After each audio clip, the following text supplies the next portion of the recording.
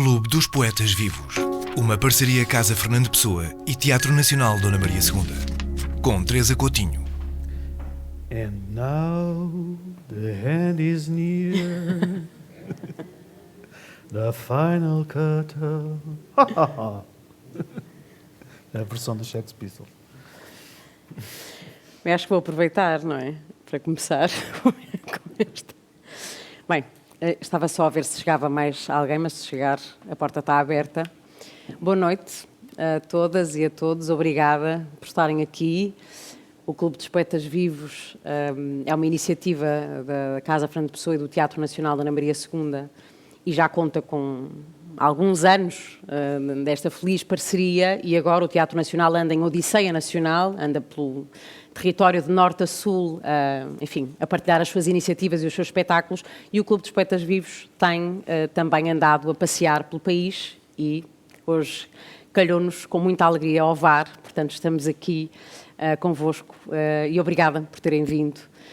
Hoje temos o Henrique Manuel Bento Fialho, poeta, professor, foi livreiro, jornalista freelancer, nasceu em 74, tem mais de 15 livros publicados entre teatro, ensaio, poesia e ficção, é licenciado em filosofia e, no fundo, está cá hoje para ter connosco uma conversa que será intercalada com leituras pelas vozes dos nossos atores e queridos cúmplices António Durães e João Grosso, a quem eu agradeço muito a participação e a cumplicidade.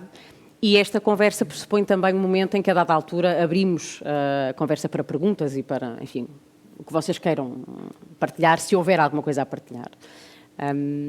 Portanto, agradecer-vos estarem aqui hoje e vamos a isso. Se calhar começamos este nosso Clube dos Poetas Vivos com alguns textos e alguns poemas do Henrique Manuel Bento Fialho, para depois termos mote para conversar.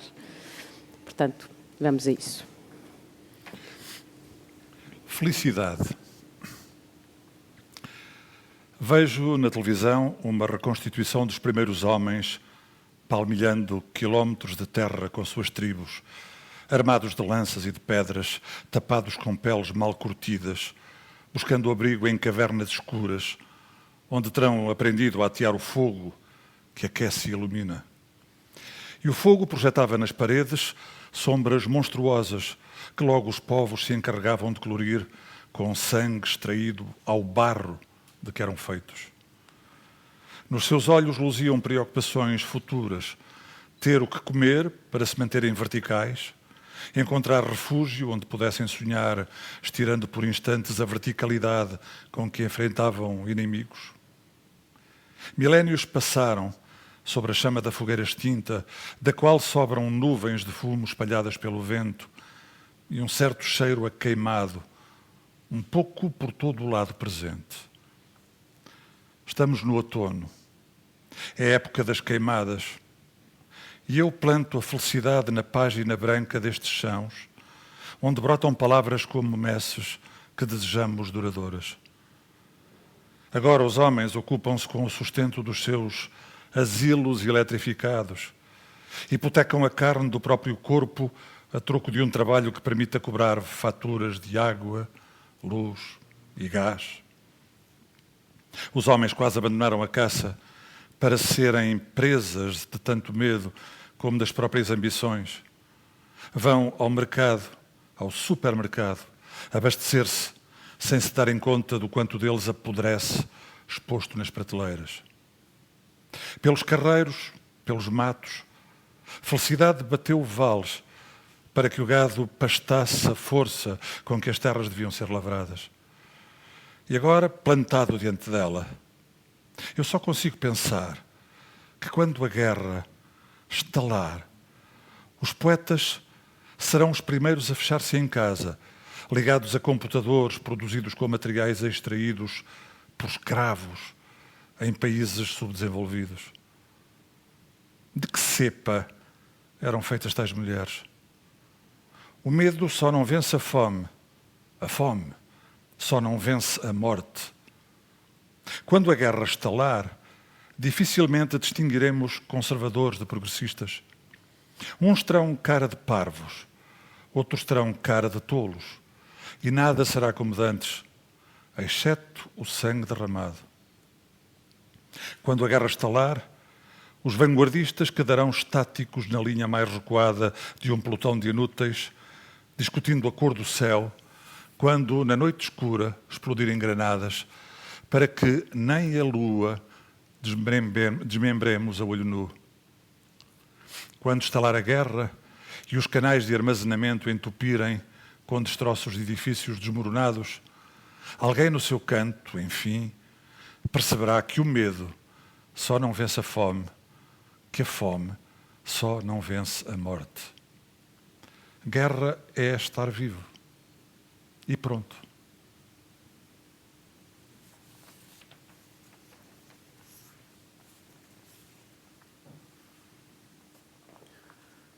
Neste mundo onde tanta gente anda tão só, alguém pensou num meio de combater a solidão. Então, concebeu um outro mundo, onde as pessoas poderiam conviver umas com as outras.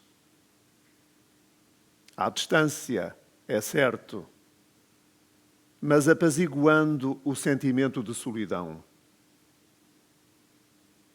Algumas pessoas acorreram ao novo invento. Outras desconfiaram das boas intenções, acabando também elas, mais tarde, a integrar o novo mundo. Houve ainda aqueles, haverá sempre, que não quiseram saber do novo mundo para nada, ou porque não se sentiam sós, ou por se sentirem consolados em exílio. Certo é que começaram a chegar muitas pessoas ao novo mundo. Muitas mesmo. Tantas que rapidamente, também no novo mundo, as pessoas acabaram a sentir-se sós.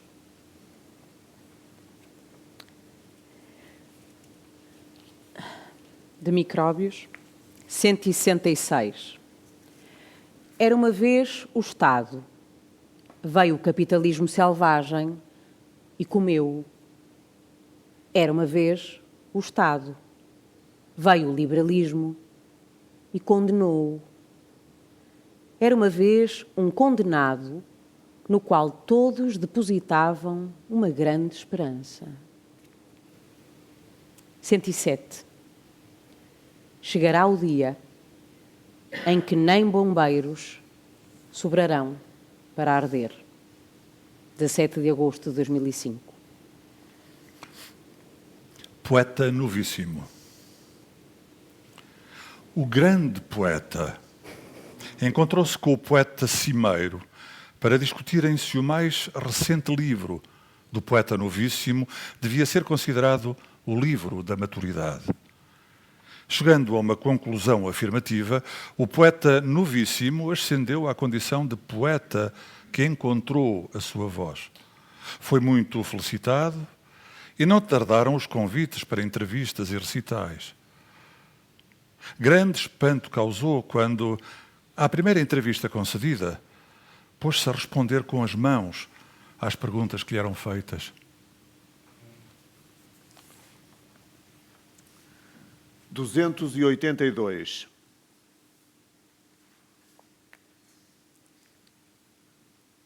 Que Deus era grande, que Deus era ótimo, que Deus era perfeito, que Deus era excelente, que Deus era único.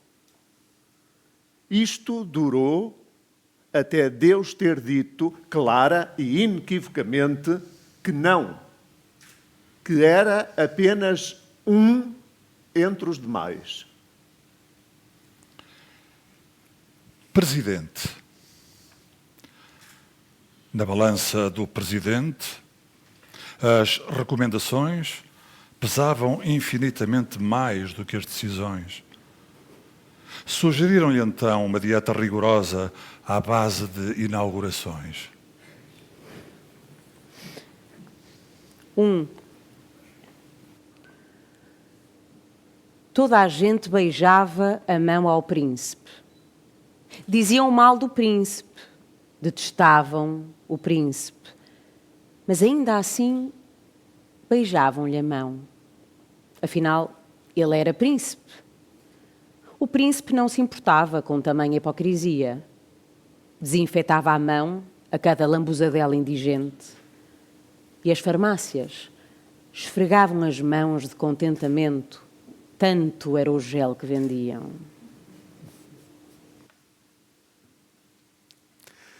De tanto afirmarem que a poesia era vital, alguém a confundiu com água e colocou-a à venda num hipermercado.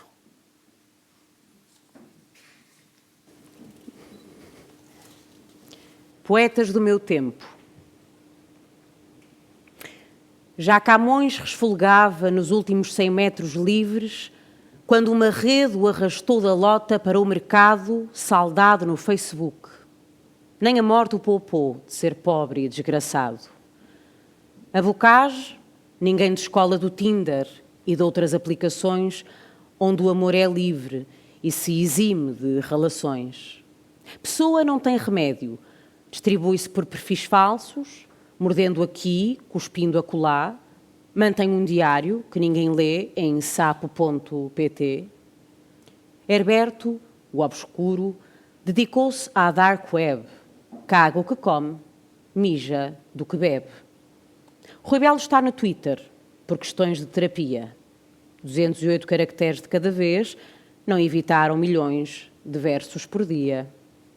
No Instagram, a Luísa vai carregando nas imagens. Diz que no limiar da língua há passagens que nos levam do corpo à raiz, das orelhas ao nariz, sendo lá que a tristeza melhor finge ser feliz. Sofia, TikTok. Está lá. É o Jorge de Sena. Ai, Jesus, não me toque. E sai mais um poema, todo ele muito berloque. Falta quem do meu tempo, nesta parvónia sem fim? O Sinati? O O'Neill? Um viaja, outro fica no Badu da Chafarica. E a Natália? Por onde anda? No Pornhub não andará. Fui espreitar e só vi crica depilada. Já nem a xixolina aparece, cheira-me a borracha queimada. Mau tempo no canal de YouTube. Onésio, esquece. Melhores dias virão. Mete o Vasconcelos no LinkedIn e junta-te ao Cesarine. 120.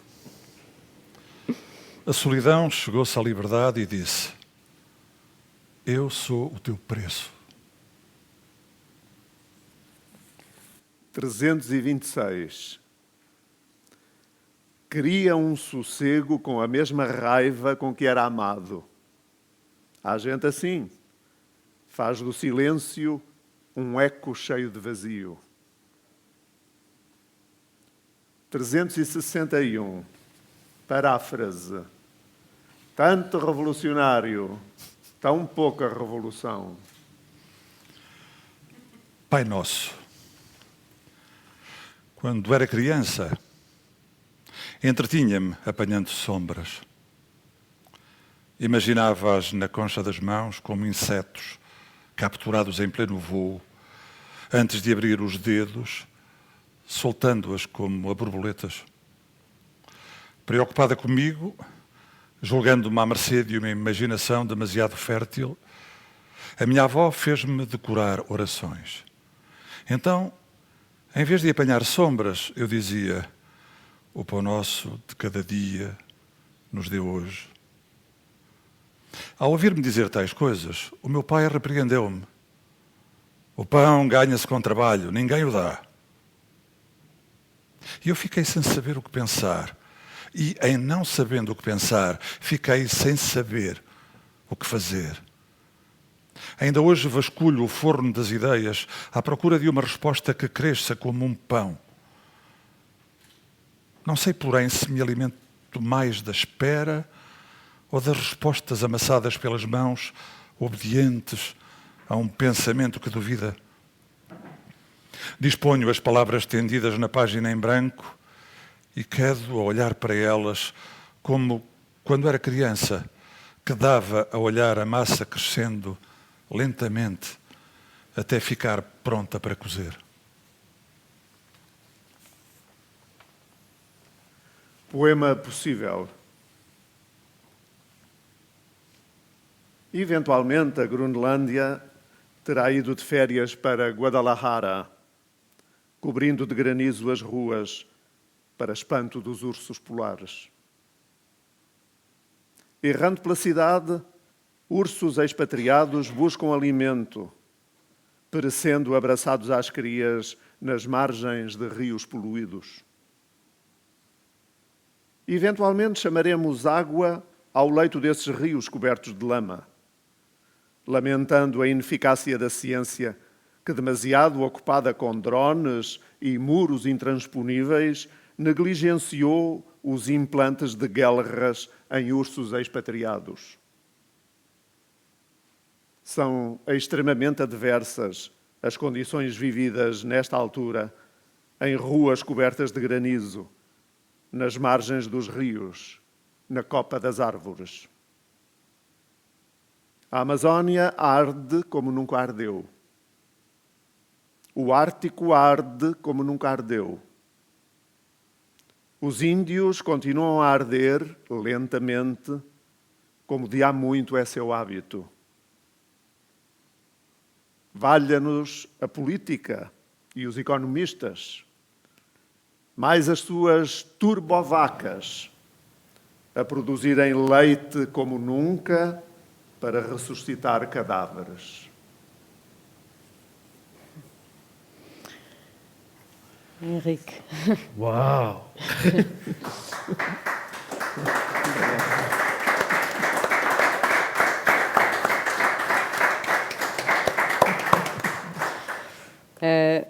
Enfim, muito se poderia aqui agarrar como início, mas se calhar propunha para início de conversa voltarmos um bocadinho atrás e queria perguntar-te um bocadinho, enfim, que me falasses dentro do que achares que vale a pena, de como é que a poesia, porque ao fazer a minha pesquisa, o meu trabalho de casa, não é, eu percebi que a poesia surge na tua vida como realmente uma grande porta que se abriu, não é? Tu vivias num contexto, és de Rio Maior, não é? Enfim, uma terra que seguramente amas muito, mas que realmente a poesia, pelo menos eu, ou talvez não, bom, isto sou eu a pensar que a tua infância, como disseste que a tua infância foi feliz e que foi uma infância, mas que a poesia aparece como um grande catalisador, se calhar começávamos por aí, só porque sei que o Jorge Sena também anda por aí e foi aqui falado e tudo mais. Bem, muito obrigado pelo convite e obrigado por estarem presentes, não é? Quando a Teresa me convidou, a minha primeira reação foi: Ovar, mas quem é que me conhece o Ovar? É o Carlos, está ali. Pode ser que ele apareça. E pronto, e agradeço imenso a estes dois colossos, não é? Dois atores magníficos, não é? E estar a ouvi-los. A tua pergunta é muito pertinente porque o meu gosto da poesia surge também de ouvir um ator a dizer poesia. Eu lembro-me, era muito pequenito e sentava-me em casa a beber um leitinho com chocolate que a mãe fazia e uma torradinha com a televisão ligada a ouvir o Mário Viegas, um programa chamado Palavras Ditas, que entretanto adquiria em VHS, agora já não se usa o VHS. Depois pedi a um amigo que sabe dessas coisas para me converter os VHS em DVD. Parece que o DVD também já não se usa. Vou ter que arranjar maneira de converter aquilo em qualquer tipo de ficheiro para continuar a ver repetidamente, porque o meu gosto pela poesia vem também muito daí. Tu disseste muito bem que eu sou de Rio Maior, disseste muito mal que eu gosto muito de Rio Maior. Tenho uma relação difícil com a localidade onde nasci, isso é assumido,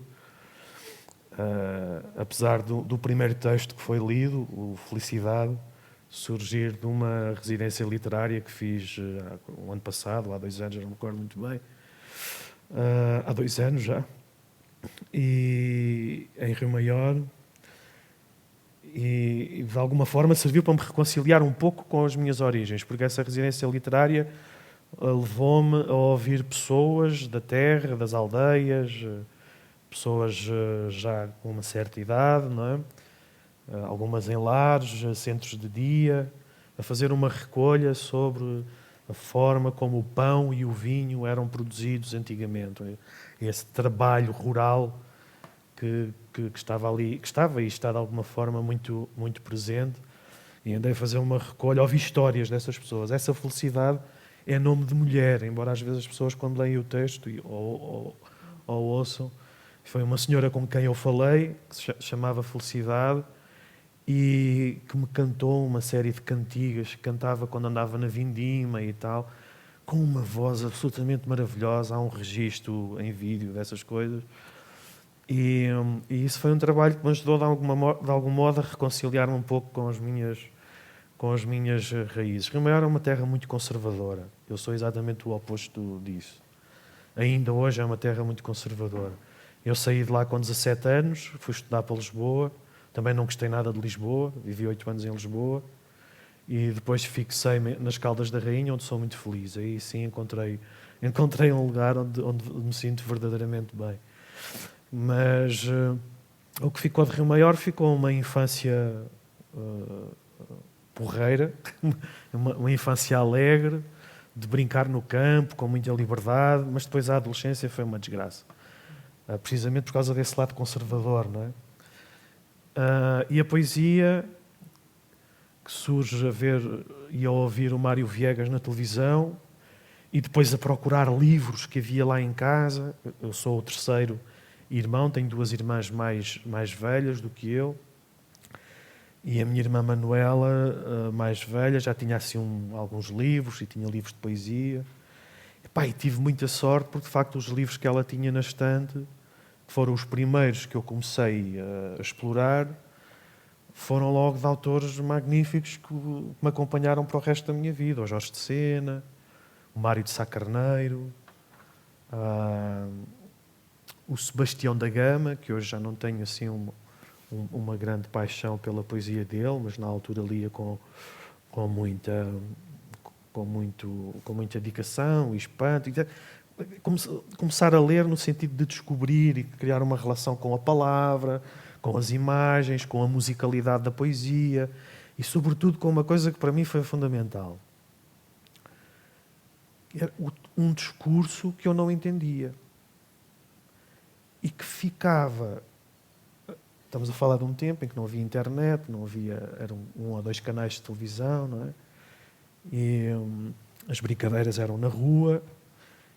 E para uma criança mais introvertida, com alguma timidez, que se tendia a ir para o interior e a fechar-se no seu mundo, esses livros acabaram por ser a descoberta de uma possibilidade de linguagem, um encontro com o diverso, vou usar uma expressão da Maria Gabriela Gansol, não é? O encontro inesperado com o diverso. Acabaram por me ajudar a ir ao encontro desse diverso que eu vislumbrei na linguagem, nas palavras, porque ninguém falava assim, daquele modo. Não é? As pessoas não falam como se ouvem escritas nos poemas, salvo raríssimas exceções. Aqueles poetas que eu lia, encontrava palavras que não havia, que não conhecia, e então ia à procura do significado delas. Encontrava imagens e ficava a pensar, o que é que será que isto quer dizer? Então, o Rio Maior é conhecido pelas suas salinas, que é um lugar lindíssimo. As salinas de Rio Maior. São das poucas salinas naturais, acho eu, que existem no... Acho que há 2 no país. Não sei explicar muito bem. Mas é conhecido pelas salinas e foi também terra de mineiros. E deparo-me com um poema do Jorge de Sena, que é Conheço o Sal. Que é um poema de amor, lindíssimo. Conheço o sal. O que é que isto quer dizer? Também conheço o sal. Sou aqui de Rio Maior, já fui às salinas, vejo lá aqueles montes, aquelas pirâmides de sal, não é? A minha mãe usa sal na cozinha, mas o que é que isto quer dizer? Conheço o sal. Depois o sal associado ao cheiro da pele da amada, não é? Ao corpo. Associado também às lágrimas, não é? associado a toda uma série de coisas que nós normalmente não associamos o sal. Portanto, e é esse encontro com as possibilidades infinitas da linguagem e com as imagens que ela nos oferece e torna possível que alimenta esta relação de interesse pela poesia, que depois foi sendo explorada a ler livros e estamos a falar de uma zona muito rural, muito conservadora, não havia uma única livraria naquele tempo, em Rio Maior, portanto estamos a falar anos 80, não é? Mas tive a felicidade, apesar de ter os meus pais com a 4ª classe, meu pai começou a trabalhar com 11 anos, um indivíduo com muito orgulho nos filhos, ia trabalhar incansavelmente para dar formação aos filhos, não é? Para que os filhos, aquela imagem, os filhos possam ser alguém, não é? Possam estudar, possam sair um bocado deste ambiente. E foi um indivíduo que se esforçou muito, que trabalhou muito para nos dar educação, ele e a minha mãe. E a minha mãe nunca, por mais dificuldades que houvesse, e havia muitas a certa altura, nunca me negou um livro. Eu pedia-lhe, éramos sócios do Círculo de Leitores, folheava a revista do Círculo de Leitores. Antes do Círculo de Leitores ainda há as carrinhas, as bibliotecas itinerantes da Gulbenkian, que passavam por lá, e eu fugia à catequese para ir para... Fugia à catequese, a biblioteca parava ao pé do centro paroquial, eu andava na catequese, já um pouco por obrigação. A minha mãe tinha alguma devoção, o meu pai não, mas a minha mãe queria que eu fizesse a primeira comunhão e tal, e à primeira catequese, frequentava lá a catequese, mas zarpava, fugia, fingia que ia à catequese, e como a biblioteca ficava ali perto, entrava na biblioteca, livros e tal, e ia para o jardim ler os livros, lá à sombra das árvores do jardim, ao pé do centro paroquial. E então... Depois era o Círculo de Leitores, revistas e tal, a folhear. Então havia lá um livro e era sempre... Havia duas coisas que eu não resistia. Era tudo o que tivesse que ver com cowboys e índios e poesia. Então eram assim os dois temas que me apaixonavam. Western, que passava muito na televisão. Depois tornei-me um colecionador de westerns. Ainda, agora já não se vendem DVDs, é um desespero. Há dias fui a Lisboa, desci lá uma FNAC, andei para lá à procura de DVDs, não encontrava DVDs em lado nenhum, fui perguntar, já não vendemos DVDs, que rei, então e agora? Tenho uma coleção de DVDs de westerns, assim, uma coisa que fui alimentando, não é, ao longo dos anos, e que de facto eram dois universos que me interessaram sempre imenso, desde a infância. Mas... Eu perguntava-te, Henrique, isso... Enfim, porque a leitura, e tu dizes isso a da altura, já não sei exatamente onde, mas a leitura realmente vem antes da escrita, e a escrita está inevitavelmente ligada à leitura, não é? E um bocadinho para perceber como é que esse jovem leitor, não é? Que a da altura me parece até que ávido leitor, não é? Se torna, arrisca, não é? Escrever, não é? Isso depois é quase tipo uma espécie de bola de neve, não é? As coisas vão se alimentando umas às outras. Essa minha irmã também tinha um caderno onde escrevia coisinhas dela e transcrevia canções que gostava muito. Uma canção do Joe Dassin, por exemplo, transcrevia em francês, e havia um outro francês também que ela gostava imenso, porque agora não me recordo. Mas pronto, escrevia as letras das canções e tal. E eu comecei, por imitação dos irmãos, não é? Comecei também a escrever. Mas não transcrevia as canções dos outros, escrevia as minhas canções. Então foi as primeiras coisas que eu escrevi, foi tentativas de canções. Sem tocar um único instrumento, só muito mais tarde é que consegui comprar uma guitarra, mas aí essas canções já tinham desaparecido todas, graças a Deus. Aqui há uns tempos, não sei se não foi quando fiz 40 anos, uma irmã, Leonor, portanto a do meio, descobriu um desses cadernos num sótão lá de casa, dos meus pais, e ofereceu-me de prenda de anos. Epá, e foi uma sensação tão esquisita. Abrir o caderno, para já o confronto com a caligrafia, não é? É que foi mesmo estranho. É como se aquela pessoa tivesse desaparecido por completo, porque aquela caligrafia desapareceu também. E depois começar a ler, e caneco, mas de onde é que vinha isto? Epá, mas que raio de imagens, o que é que eu queria dizer com isto? Eram assim umas coisas muito punk, sempre muito revoltadas com o mundo e com tudo e com todos e tal. Pá, depois metem-se os Doors. Os Doors, vou-te contar esta história, isto é engraçado. Eu contava muitas vezes esta história aos meus alunos, a propósito da importância de ler, não é? E do gosto da leitura. Os Doors foi uma paixão muito cedo, que transformou completamente a minha vida. Vou dizer alguma coisa publicamente, se calhar não devia, mas como vocês têm todos um ar muito simpático,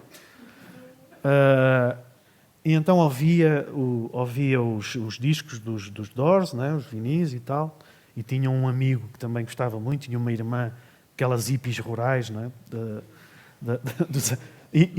rurais e já um pouco tardias, porque já estávamos nos anos 80 e tal.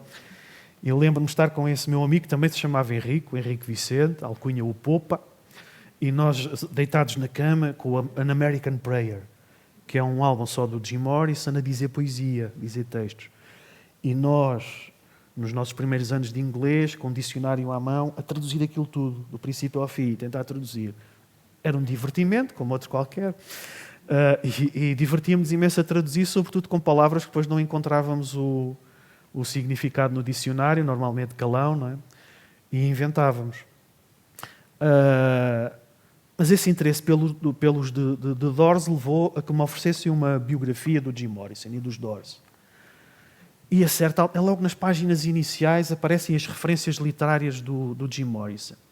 Bom, os escritores da geração Beat, o Kerouac, o Allen Ginsberg, o Ferlinghetti, o Rimbaud, o Baudelaire.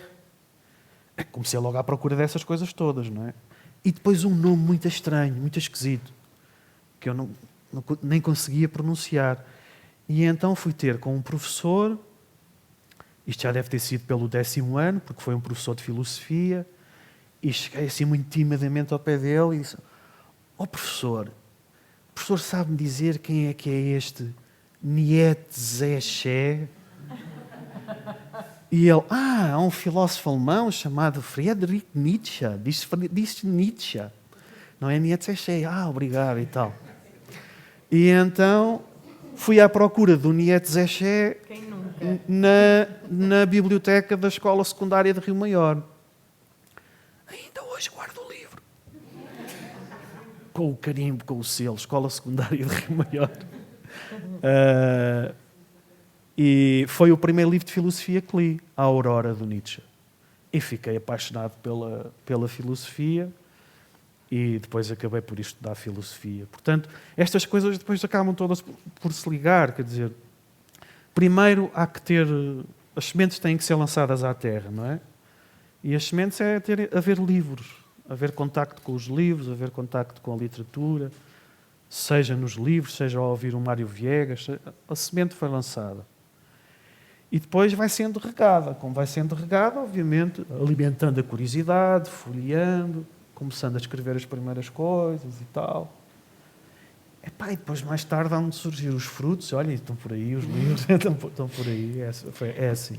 Nós ouvimos aqui, entre poemas e textos mais curtos, podemos chamar-lhes, enfim, micronarrativas ou prosa poética, quer dizer, ouvimos, e depois havemos de ouvir uma parte de uma peça que tu escreveste, não é, para o Teatro da Rainha, e há também ensaio que tu escreveste, portanto, há textos que tu escreveste sobre poesia, há um livro que tu tens, o Cinzeiro Azul, que são textos sobre poesia, e portanto tu navegas, vou usar esta palavra que se calhar não é assim muito, mas navegas estes géneros todos, mas eu fico com a sensação depois de te ler que na verdade tu não tens grande interesse por essas categorias, ou seja, que há uma espécie de... que tudo no fundo é um bocadinho...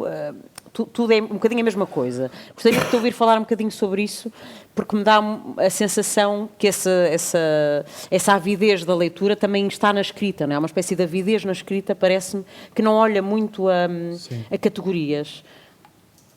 Peço desculpa. Força. Eu disse isto de uma forma muito afirmativa, como se fosse a tua resposta, não, mas podes-me contrapor. Não, dizes muito bem. Agora acertaste em tudo. Olha, detesto rótulos.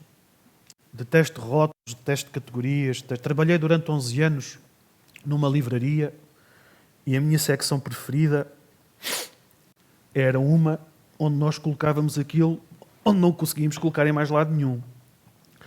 E então chamava-se, como é que era? Outros géneros. Pronto, então havia a secção da literatura portuguesa, da literatura estrangeira, da poesia, do teatro, muito pequenininho, das artes, da informática, da engenharia, do direito e tal. Outras formas literárias, assim é que era. E então depois havia duas prateleiras dedicadas às outras formas literárias. Era onde eu geralmente encontrava os meus livros preferidos. Porque são livros impossíveis de catalogar. E eu gosto disso.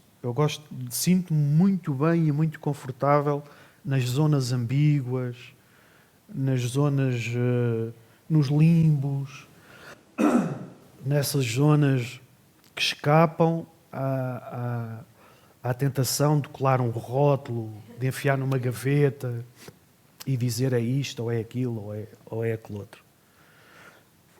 E aquilo que eu escrevo, acho que acaba por espelhar um pouco isso. Portanto, mesmo esses livros mais ensaísticos, sobretudo o meu Cinzeiro Azul, com o embate já não é tanto assim, peço desculpa, mas mesmo esses livros mais ensaísticos entram muito pelos territórios da poesia escrita, não é? São reflexões sobre a poesia, sobre o poético, sobre o lugar da poesia, mas escritas de um modo que possa ser lido como poesia. E isso é o que me interessa, é o que me interessa mais. Quer dizer, não estou absolutamente nada preocupado com essa possibilidade de alguém ler um texto meu e conseguir identificá-lo com um género, dizendo isto é ficção, aquilo é poesia. Não. Gosto desses momentos de cruzamento. Há alguma fase do dia mais bonita do que a aurora? Aquele momento em que nós não sabemos se é dia, se ainda é noite, se já é dia, ou o crepúsculo. Essas zonas que não são identificáveis, não é? Que nós não conseguimos dizer é noite, é tarde, é noite, já é amanhã. São os momentos mais bonitos. Sim. A Joanne Didion tem um livro que é o Blue Nights, em que diz que há aquele momento em que o dia se confunde com a noite e que há um azul que só se repete naquele momento, não é? Que é um azul que não se encontra em mais lado nenhum na natureza. E eu pegava aqui numa citação que eu sei que é de um autor que é o Nicanor Parra, e ele diz: o poeta é um caçador de palavras, não produz poesia, compõe poesia. E pensando, enfim, que no fundo qualquer autor e qualquer artista muitas vezes vive um bocadinho, se calhar, obcecado com uma ideia de originalidade ou de autoria, esta citação é de cara. Porquê? O que é que isto, no fundo, em que é que se traduz, não é? Na feitura da poesia, na tua escrita e na maneira também como tu olhas para a poesia das pessoas que lês, obviamente. O Nicanor Parra, o poeta da antipoesia, um poeta chileno, que eu de facto gosto imenso e traduzi muito, diz isso num contexto específico que tem que ver com o contexto da criação poética. E para ele a criação poética era indissociável da relação com o mundo. Então o poema surge sempre daquilo que nós vamos apanhando do mundo em que estamos inseridos, não é? E no qual estamos mergulhados. O olhar daquela senhora, por exemplo, podia ser motivo de um poema. Não é? A forma como o Carlos agora baixou a cabeça podia ser motivo de um poema. Uma respiração, uma coisa que eu vejo perdida na rua, uma situação, uma imagem. O Woody Guthrie dizia uma vez, perguntaram-lhe se havia algum tema que não fosse possível de musicar, desculpa, de dar origem a uma canção. E ele disse taxativamente que não. Sobretudo é possível fazer uma canção. E eu acho que também, sobretudo, é possível fazer um poema. E a poesia surge precisamente dessa nossa relação com o mundo e da forma como vamos captando estímulos através da experiência, da percepção, e um modo depois como montamos essas coisas com as palavras que temos disponíveis para lhes dar uma forma. Pelo menos é assim que eu interpreto as palavras do Nicanor Parra. Não sei se interpreto bem, se interpreto mal, mas é a interpretação que eu faço de acordo também com aquilo que eu penso. Não é? Que acho que a literatura, para mim, só faz sentido nessa relação permanente com o vivido, com o mundo. Sabes que há uma cisão que é muito antiga. O Homero escrevia sobre os deuses, escrevia sobre os feitos dos deuses e aquelas batalhas e levava-nos para um mundo imaginário mitológico. Não é? Portanto, o mundo que está na Odisseia e na Ilíada é o do mito. O Hesíodo é exatamente o oposto. Escreve sobre as pessoas que trabalham a terra, o dia-a-dia dessas pessoas, as dificuldades, sobre a relação do homem com a natureza. E essa cisão, que é muito antiga, é profundamente rica. O que é péssimo...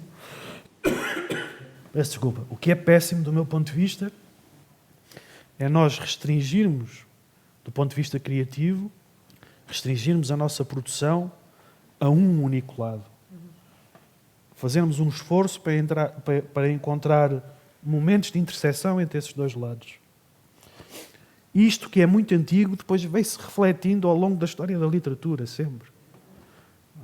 Para não ir mais recentemente, não é? Nós temos, no século XX português, os neorrealistas e os surrealistas. E todas aquelas querelas, algumas delas completamente patéticas, entre essa gente, dos dois grupos, não é? Mas depois, já nos anos 90, com a minha geração, temos os poetas daquela antologia do Manuel de Freitas, os poetas sem qualidades, ligados à experiência, e temos os herbertianos, que eram publicados pelas Quasi.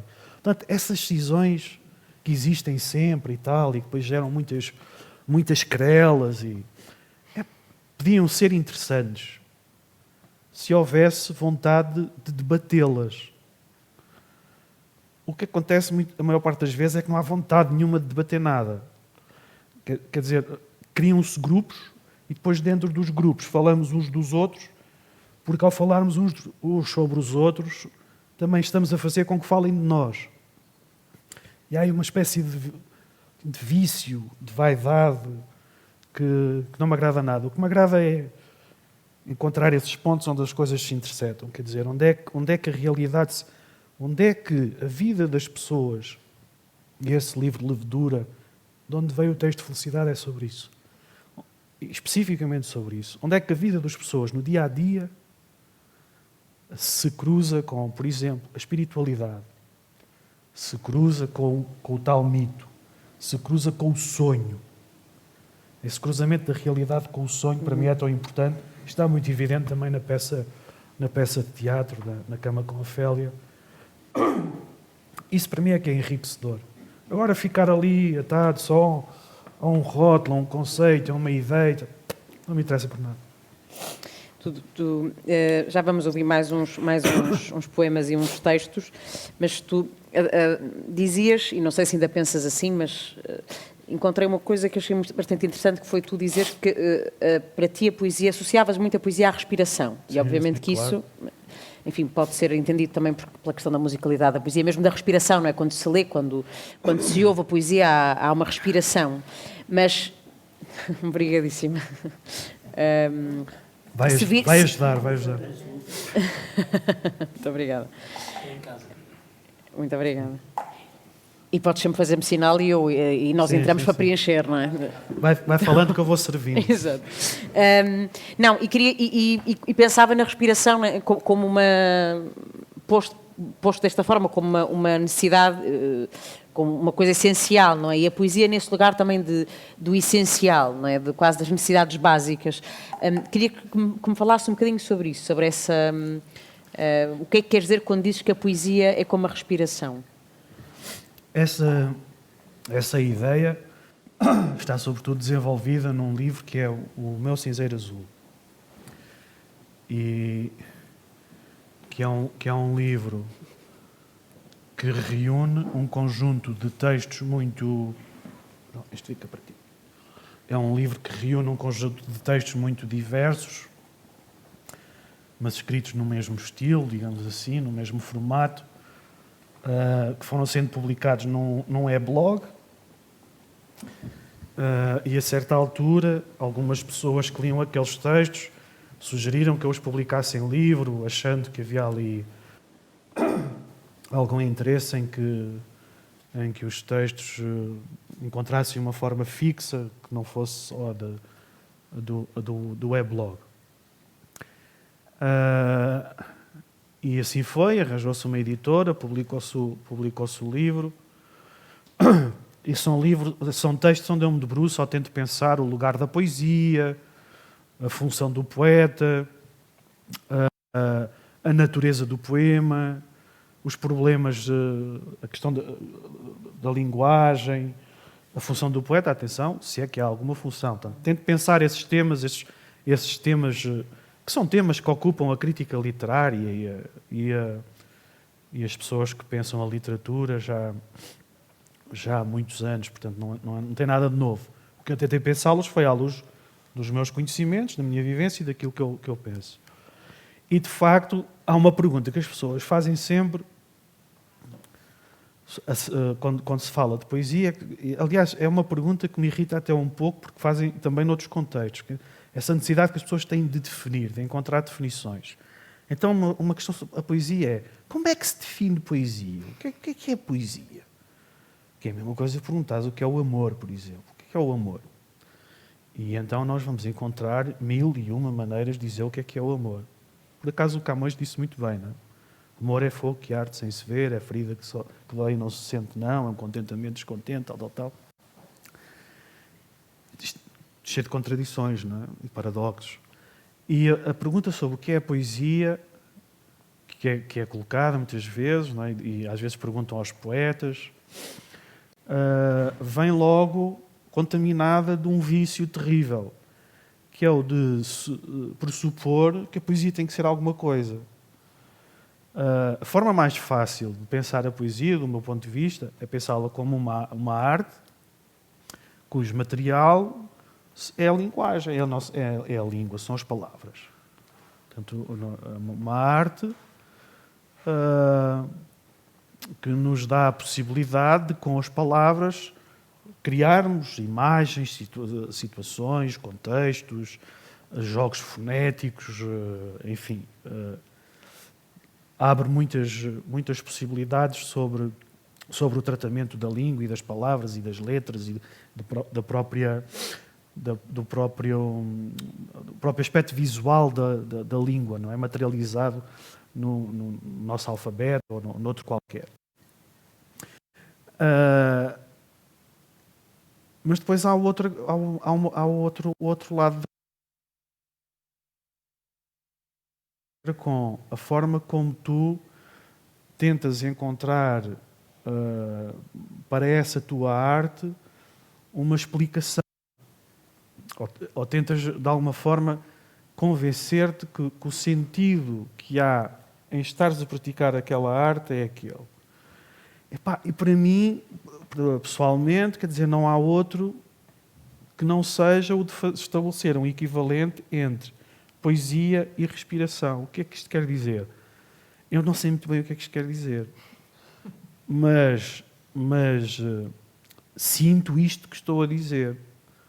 Ou seja, eu sinto que preciso de escrever, e escrever de uma forma que não seja uma forma técnica, mecânica, que não seja uma forma convencional de escrita, para sentir que respiro. Quer dizer, há uma relação, no meu caso, há uma relação quase orgânica entre o ato de escrita e o ato de me sentir bem. Eu escrevo todos os dias, há muitos anos. E não quer dizer que escreva bem. Quer dizer que tenho essa necessidade e que sinto essa necessidade. É uma coisa quase orgânica. E ajuda-me, de facto, a respirar melhor. O Nuno Moura tem um livro que é a Nova Asmática Portuguesa, Sim. onde na contracapa diz algo parecido, não é? Que escreve poesia para respirar bem, porque ele também é asmático como eu. E então esta questão do respirar tem muito que ver com isso. É quase, olha, se quiseres que eu estabeleça aqui um paralelo, pode parecer um pouco disparatado, mas se calhar não é. Eu estabeleço quase um paralelo com o yoga, que é respiração, sobretudo, mas é uma dança.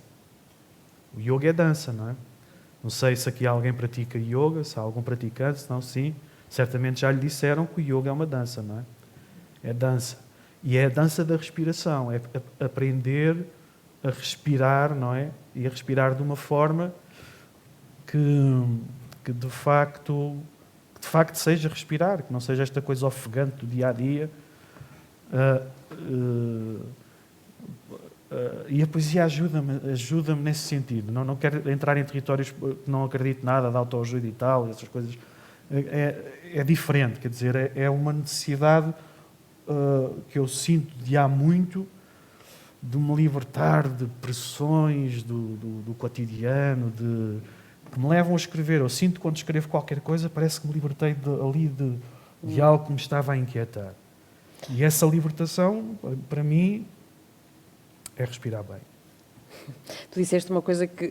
Vamos fazer mais umas leituras, mas disseste que gostava só de sublinhar uma coisa que disseste que achei muito refrescante, na verdade, que foi, eu não sei se é exatamente isto que estou a dizer, mas sinto isto que estou a dizer. E estava-me a lembrar que há um mês, uma artista portuguesa, a Marta Vengrovius, dizia que tinha lido uma frase que marcou a vida dela, que era, já não sei quem é que ela citava, mas que dizia: tantas vezes que dizemos que bem que uma pessoa pensa e tão poucas vezes que dizemos que bem que uma pessoa sente.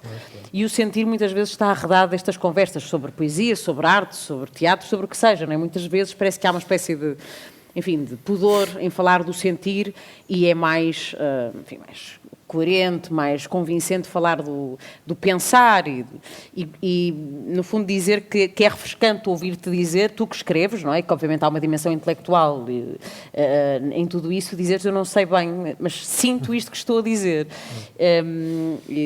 Portanto, para mim, isso acho que isso também está, na verdade, na maneira como tu... O poderes navegar entre todas estas categorias que não te interessam também tem a ver provavelmente com isso, com estar mais a sentir, não é, no dia-a-dia, do que propriamente preocupado em construir um objeto que venha a ser uma coisa qualquer. Não é que depois esse não exista, não é? Para a frente, mas... Olha, um grande amigo que já não está entre nós, uma vez na Feira do Livro do Porto, pediram-me para eu moderar uma conversa sobre micronarrativa, a propósito da micronarrativa. E então quem estava na mesa era esse meu grande amigo, o Rui Costa, o José Mário Silva, o Rui Manuel Amaral, que já esteve no teu Clube dos Poetas Vivos. E sim, eram eles três e eu moderava a conversa. E a certa altura vem essa história da micronarrativa, se é poesia, se não é. A micronarrativa são narrativas curtas, breves. É uma definição justa, acho eu, não é? Micro, narrativa, micro. E então perguntaram ao Rui qual é que era a diferença entre uma micronarrativa e um poema. Porque o poema, regra geral, quando não é um poema longo, não é? Por regra, um poema é um texto sintético, não é? Curto e tal. E o Rui diz assim: a diferença é que nos poemas a gente parte as frases. Nas narrativas não. As frases continuam, não são partidas. Eu concordo com o meu amigo. Acho que não há mais diferença nenhuma. É só essa. O poema... Pois podemos ir para a questão, por exemplo, do poema em prosa, não é? Que é outra questão que é muito interessante também. O poema em prosa surge em França, de uma forma mais marcada, e começamos a falar de poema em prosa muito por causa do Baudelaire, os pequenos poemas em prosa, o Sublime de Paris, e surge como uma reação às imposições da academia sobre a forma como se devia escrever poesia, que eram de tal forma constrangedoras, quer dizer, aquelas imposições do ponto de vista da rima, do ponto de vista da métrica e tal, que alguns autores sentiram necessidade de responder àquilo, começando a escrever prosa que eles definiam como poesia. Foi o caso do Baudelaire, o Rimbaud, o Mallarmé também, entre outros autores. E o poema em prosa é isso. O poema em prosa é poesia, que nós depois podíamos partir em verso. Eu farto-me para aí ler poetas, mas às toneladas, que entre aquilo estás partido em verso ou estás escrito em prosa, é igual ao litro, é exatamente a mesma coisa. Vocês façam esse exercício com grande parte dos poetas contemporâneos. Estou a referir-me a poetas contemporâneos portugueses. Nós não encontramos diferença absolutamente nenhuma. Os poemas, nós podemos fazer este exercício. Se eles estão escritos em prosa, começar a parti-los em verso. Se eles estão escritos em verso, juntar os versinhos todos e fazer aquilo em prosa. E é quase a mesma coisa. A única coisa que torna diferente é sobre o efeito que cria no leitor, do ponto de vista da leitura. E isso também conta, não é? Do ponto de vista da leitura, a forma como os textos estão escritos marcam um ritmo de leitura, ajudam a marcar um ritmo de leitura. Mas isso nós também encontramos no texto dramático, não é? No texto para teatro. É exatamente a mesma coisa. Há autores de teatro que escrevem em verso. Ainda autores contemporâneos, não é? Aquilo marca ritmos de leitura. E há outros que não, que aquilo é tudo corrido, em prosa. Alguns até é difícil nós distinguirmos, não é? Se estamos a ler um romance ou se estamos a ler uma peça de teatro. É verdade, ou uma novela, ou um conto mais extenso. Portanto, não vejo aí diferença absolutamente nenhuma. Não sei se respondi à tua pergunta. Sim, respondeste muito bem, mais do que respondeste. Se calhar ouvíamos aqui mais alguns textos do Henrique. Depois também abriremos a conversa a algumas perguntas. Caros amigos, força.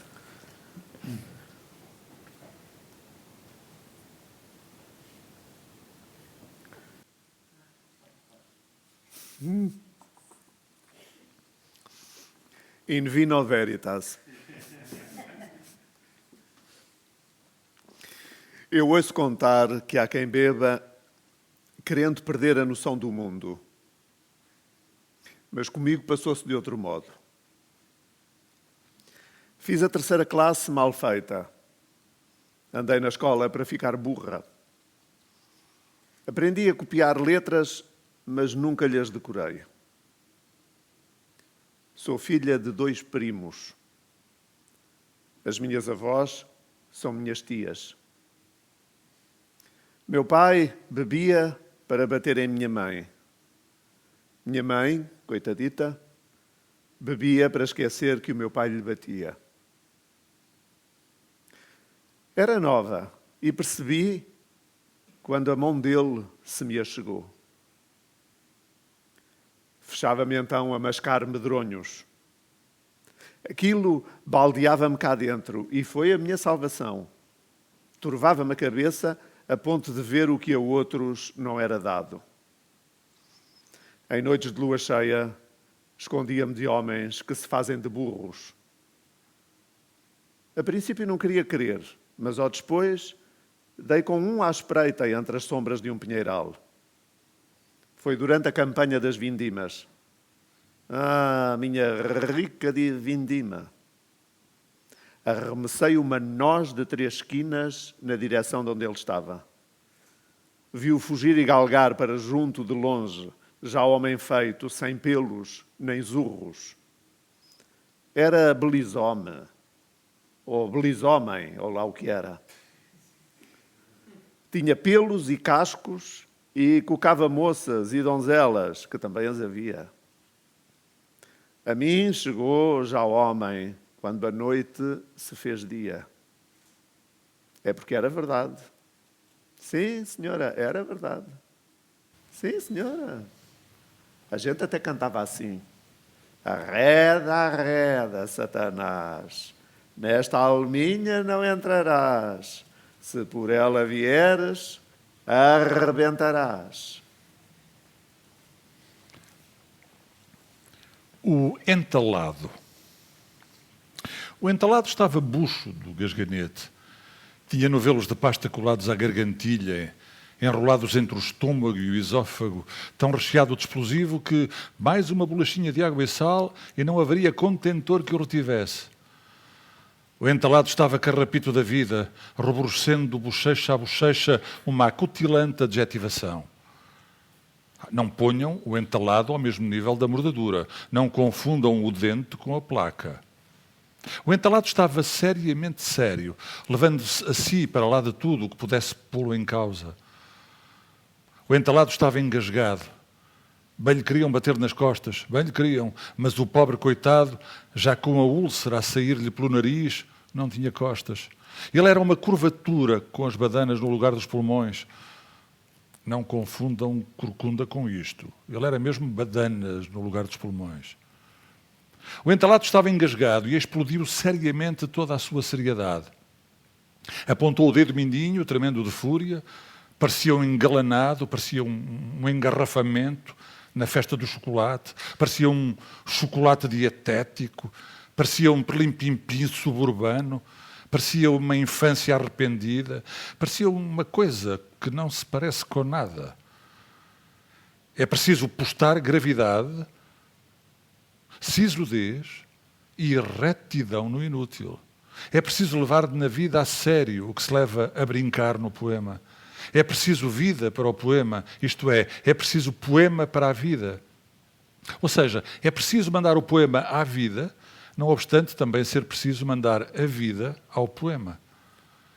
Nenhum atacador surrealista poderá embelezar as botas salpicadas do entalado. Nenhum abraço, nenhum beijinho nas fauces, nenhuma simpática paciência. A verdade é que, enquanto o inchaço não passar ao entalado, não passará a dor pelo crivo da vergonha. E quando a dor não passa pelo crivo da vergonha, só duas possibilidades nos restam. Pica-se a dor, alarga-se o crivo. A grande dúvida é: com que mão limpará o cu o entalado? Com a mão ferida ou com a mão suja? 179. Era um homem honesto. Quando queria dizer mal de alguém, fazia-o pelas costas. Escondia o rosto, enviava e-mails. Sono dos justos. Os poetas pensam coisas fantásticas. Antecipam a própria morte. Abrem a cova onde dormirão o sono dos justos. Injustiças.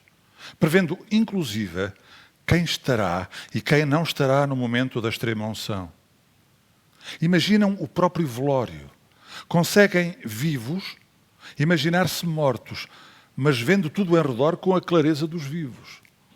E do velório à cova, eles próprios se acompanham como uma sombra viva do tal corpo morto que há de finalmente ser sacrificado com muitos quilos de terra por cima.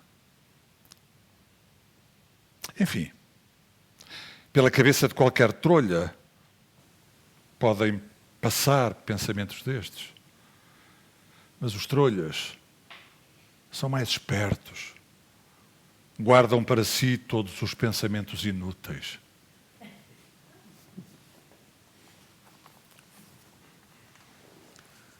O cão tinha o dom de esperar. Enroscava-se desgostoso na canícula e esperava. Foi esculpindo nos ossos a saudade. Caminhou cabisbaixo na direção do céu azul. O cão tinha uma alma que doía de passado, abandono e numa esperança inenarrável de cão, esperaria sempre até que lhe voltassem a passar a mão pelo pelo das orelhas. Certo dia chegou-lhe a desilusão. Abatido pelo tempo de espera, ergueu-se no sentido da falta. O cão ainda vive, abatido, é certo, mas vive. Vive entre dois jardins de barro, onde, entretanto, no tempo que passou, cresceram limoeiros. Assim o quero imaginar. Continua só, abatido, mas já não espera. Porque o tempo escasseia para tudo quanto perdeu, o cão caminha em busca de nada. Procura, esgravata, cava na terra que pisa as pegadas que lhe trarão de volta os ossos. O cão tem um dom.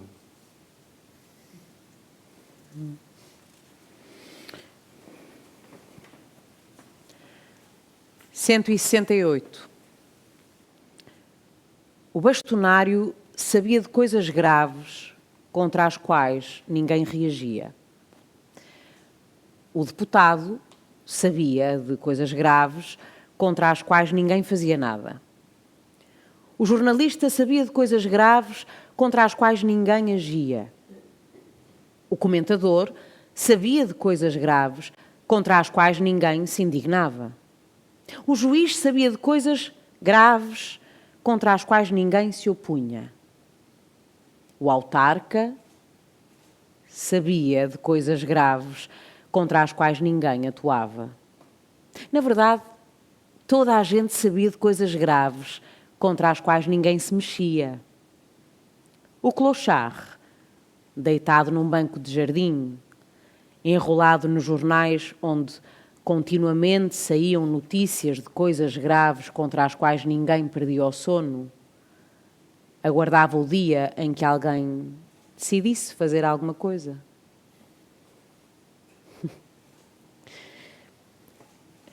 Henrique, se calhar haveria...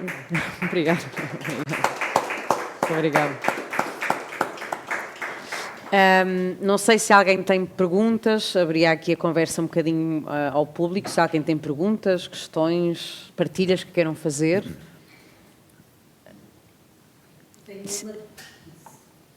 Então pode ser aí, claro. Temos só o microfone, por favor, porque nós depois... Fiquei curiosa com a história das prateleiras da livraria. Sim. Ou seja, dê lá um exemplo ou dois desses livros que tanto me seduziram. O mais estranho é que apareciam livros nessas outras formas literárias dos mais diversos segmentos. Portanto, livros que nós normalmente identificaríamos como filosofia, outros de literatura, outros... Mas eu posso dar-lhe um exemplo. Olha, um livro que certamente iria parar a essa prateleira, não é o caso, porque a livraria onde eu trabalhei durante 11 anos não vendia livros desta editora, mas um livro que certamente iria parar essa prateleira é este. É um livro que se chama Longe do Mundo, do Jorge Falorca, que é um autor que também já não está entre nós. E porquê é que isto ia parar àquela prateleira de certeza? Porque lá está, quem vai fazer a catalogação dos livros não os lê. recebe informações dos editores sobre o livro e é na base dessas informações e depois de folhear o livro que diz poesia, literatura. Ora, alguém que abrisse um livro que tem uns textos que parecem em prosa, mas não são, uns versos que parecem em verso, mas não são, cheios de espaços em branco aqui pelo meio. O que é que ia dizer? Outras formas literárias. E está arrumado. Mas lembro-me de uma autora que ia parar muito às outras formas literárias, uma autora que eu já citei aqui hoje e que gosto muito, que é a Maria Gabriela Olhançol, por exemplo. Era certinho. Era certinho. Outras formas literárias. Pronto, e é isso. O Carlos queria dizer. Olá, Carlos. Está a gravar.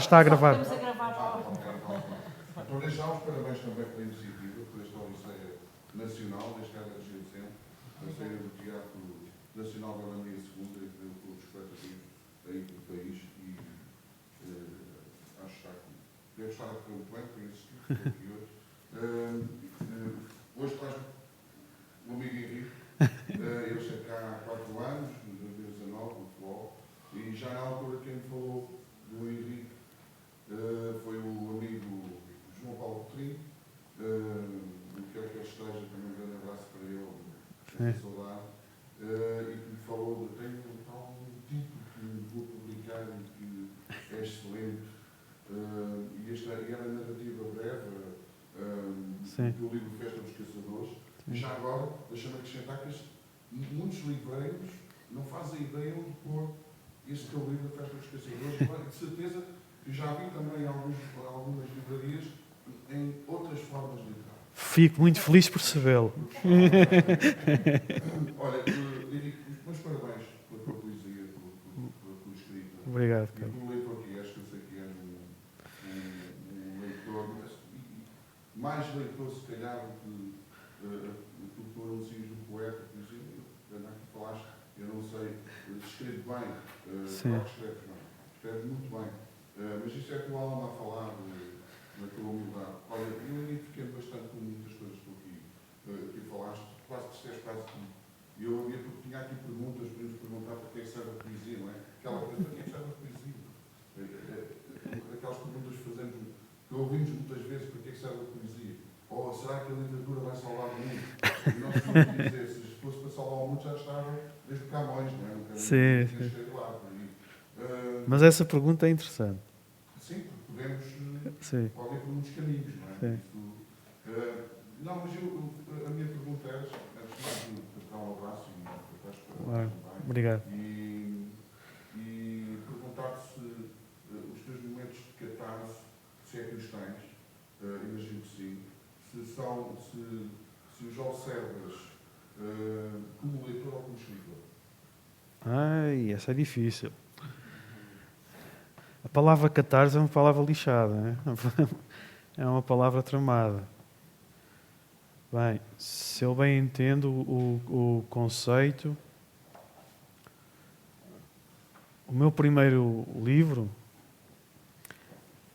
um dos tais de que me envergonho, os meus 3 primeiros livros são um desastre absoluto.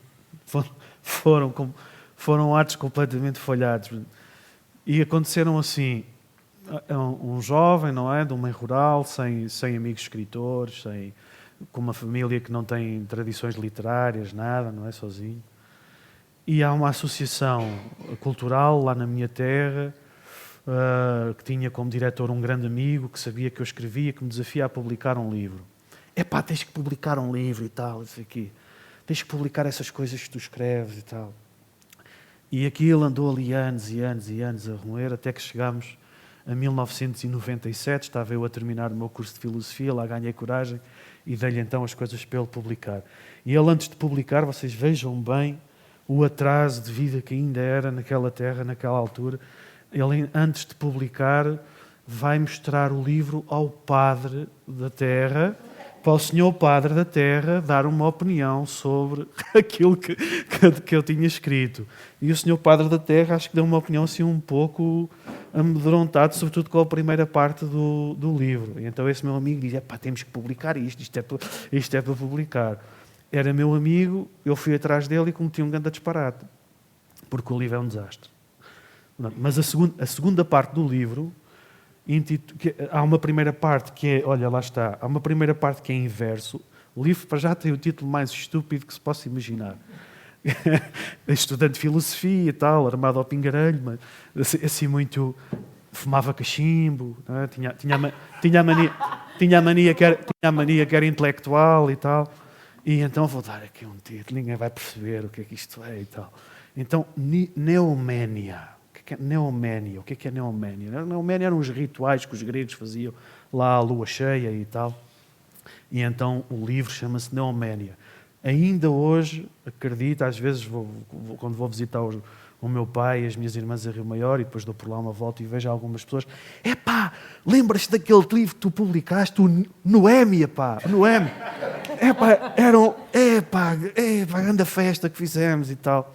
Ninguém percebeu que aquilo é Neoménia e não é Noémia, portanto, mas ficou Noémia. Essa primeira parte chamava-se Neoménia e a segunda parte chamava-se Outros Exorcismos, em prosa. Portanto, uma primeira parte em verso, a segunda parte em prosa, começa com uma epígrafe do Jorge de Sena, precisamente. E essa segunda parte em prosa, Outros Exorcismos, se calhar já tem qualquer coisa disso que tu estás a dizer, não é? Quando pensamos no conceito de catarse, embora seja um conceito complexo, mais complexo do que normalmente, mas também não vamos agora estar aqui a fazer a catarse da catarse, mas tem um pouco a ver com isso, não é? De exorcismar os nossos males e as nossas dores e tal. Olha, a minha catarse é beber copos. Pronto, não é nem a escrever nem a ler. Sou muito feliz a escrever e sou muito desafiado a ler. Gosto de ler e gosto de me sentir desafiado a ler. E gosto dessa relação com a leitura e com o livro e com aquilo que estou a ler porque me cria desafios. Desafios do ponto de vista da interpretação e tal, por isso é que escrevo sobre livros também. O que eu escrevo sobre livros, aqui há uns tempos convidaram-me para fazer parte de uma associação de críticos e tal. Eu disse que não sou crítico literário de nada. O que eu escrevo sobre livros resulta de um exercício pessoal que eu faço sobre as leituras que vou fazendo e quando há alguma coisa que me interessa no livro, gosto de partilhar isso com outras pessoas e por isso é que publico aqueles posts sobre livros no meu blog. É só isso, mais nada. E esse exercício de interpretação é um exercício que para mim é importante porque me cria desafios. A escrever é tal coisa da respiração. Ao contrário, ainda no outro dia estava com quem? Uma amiga que escrevia, com a Elizabeth Marques. É um projeto que temos lá nas Caldas da Rainha, no teatro, e estávamos à conversa, o Manuel Portela, a Elizabeth Marques, a Cecília Ferreira, e eu estávamos a falar sobre essa questão das pessoas que têm dificuldades a escrever, e cada frase, o Miguel Torga dizia que cada frase era um parto. Nunca pariu, obviamente, porque se parisse, conheceria a dor do parto, não é? E se calhar, mas era médico. Eu nunca senti essa coisa, não sei o que é essa coisa da dor de escrever, é uma depressão, é não sei o quê. Não, eu gosto de escrever. Se fosse para sofrer, arranjava um chicote e dava umas verdascadas nas costas.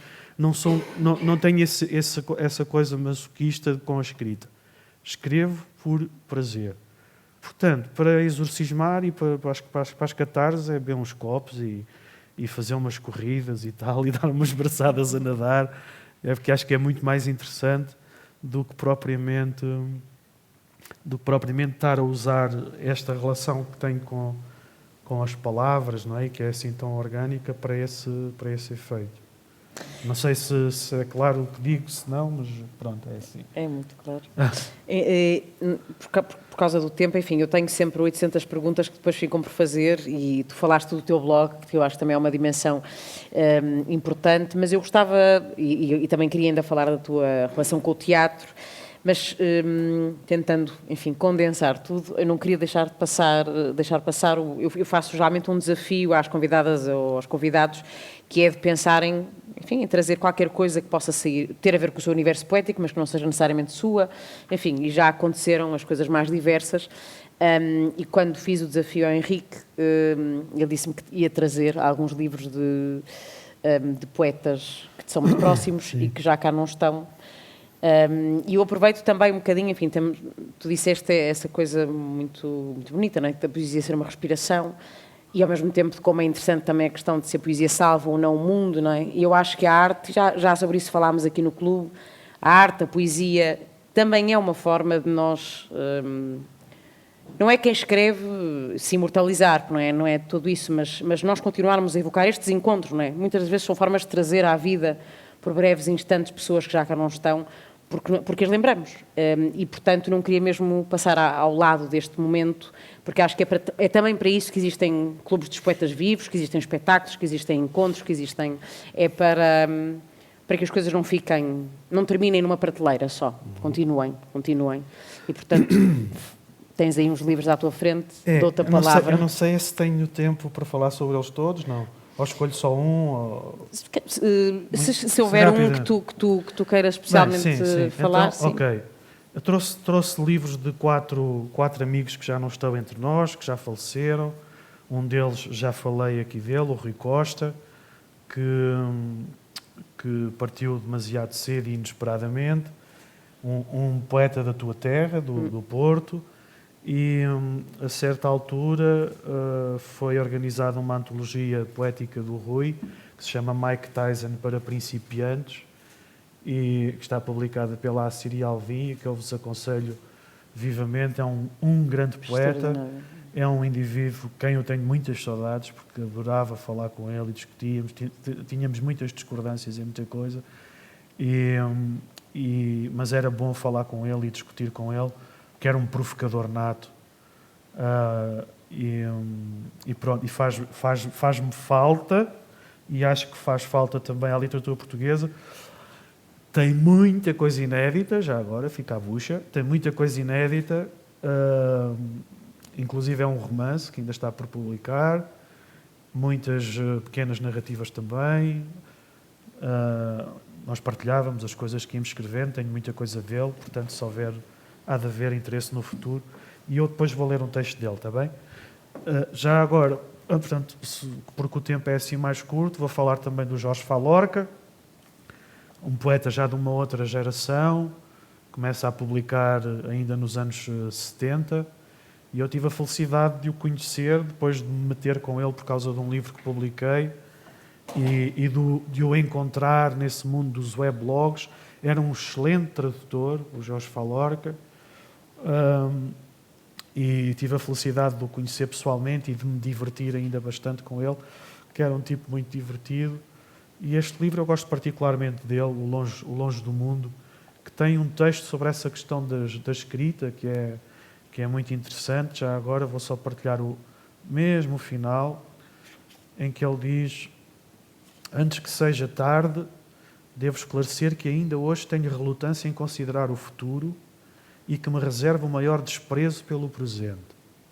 Sem pretender a honestidade que dificilmente reconheço aos outros, arrisco que a escrita, como qualquer outro ato criador, precisa de vítimas e alimenta vítimas. Também tenho muitas saudades do Falorca. Um outro que faleceu mais recentemente, o Luís Palmeireles. Este livro foi publicado já este ano. É uma antologia da poesia publicada dele, chama-se Um Dia Tive Noite Sem Medo, publicada por uma editora da Nazaré. Há pouco falamos da Nazaré ao jantar, uma editora chamada Volta de Mar. O Luís Palmeireles viveu na Nazaré durante muitos anos e era um tipo de que eu gostava muito, porque escrevia sem ter a mínima preocupação que vos possa passar pela cabeça sobre o que é que possa ser isso de publicar livros e o meio literário. Era um apaixonado do fanzine. Para quem não saiba, o fanzine o que é? Uma publicação artesanal. Pode-se fazer em casa. Ele colecionava fanzines de todo o mundo, tinha coisas absolutamente deliciosas, em rolos de papel, por exemplo, pequenos rolos de papel, todos escritos à mão, coisas absolutamente maravilhosas. E pronto, e também escrevia poesia, e a Volta de Mar fez-lhe esta homenagem. Ele esteve na fundação desta editora, na Volta de Mar, e publicou este livro. E depois, do João Paulo Coutrinho, que já aqui foi citado, um livro com o João Francisco Vilhena, este Diário das Nuvens, que é o último livro do João Paulo Coutrinho, que são textos que ele escreve em prosa, mas que eu acho que são muito poéticos, que são publicados originalmente no Facebook. Na altura do confinamento, nós estávamos fechados em casa. Ele tinha um álbumzinho só com esses... Era. Onde punha esses textos. Estávamos todos fechados em casa, e então o João Francisco Vilhena enviava-lhe uma fotografia do céu, de uma nuvem. E ele escrevia um texto. Portanto, este livro é quase um livro de despedida, uma espécie de nota de despedida. Portanto, o João estava doente, depois recuperou, depois apanhou Covid e depois uma bactéria no hospital e acabou por falecer. Mas é um livro muito bonito e que eu sugiro. Mas eu vou ler do Rui, até porque vou ler uma coisa, para não estarmos aqui neste clima mais pesado, não é? E vou ler um poema do Rui que eu gosto muito, que foi inicialmente publicado nesse meu e-blog, onde o Rui depois também escrevia a meu convite. Aliás, o Rui entra em contacto comigo quando ainda estava a estudar em Inglaterra, a fazer um mestrado em saúde pública, a dizer que escrevia poemas e que gostava muito de saber a minha opinião sobre aquilo que ele escrevia. Ele mandou-me um poema que está aqui neste livro, depois acabou por ganhar um prémio num primeiro livro que ele publica nas edições Quase, o prémio Daniel Faria, e eu fiquei logo apaixonado pela poesia dele, depois acabamos por nos conhecer e tal, e a certa altura, fazemos um blog onde publicamos coisas minhas, dele, de outras pessoas que participavam no blog, e ele manda-me este Teoria Lírica, que é um conjunto de textos que se chama sobre teoria lírica, um conjunto de textos sobre a arte de escrever e a relação dos autores com as palavras, e cada um tem depois um subtítulo que remete para um tema relacionado com a teoria lírica. O tema deste teoria lírica é a besana.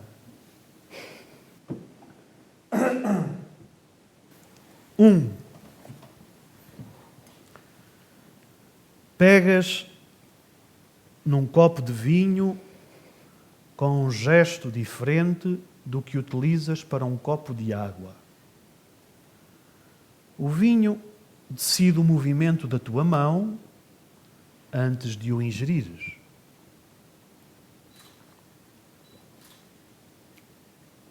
E a isto podes tu chamar a essência do vinho.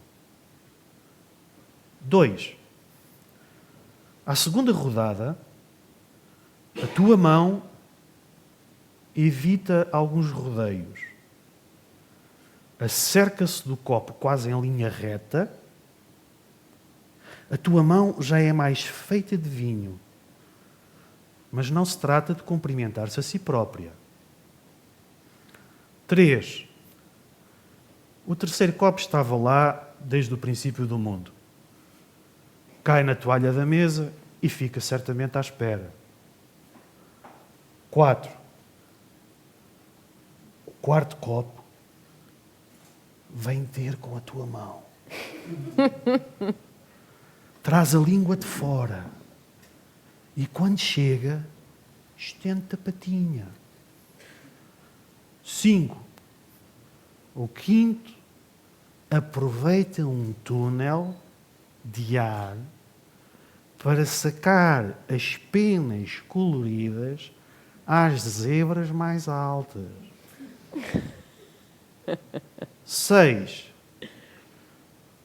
O sexto copo é o que corre mais, mas assobia muito mal.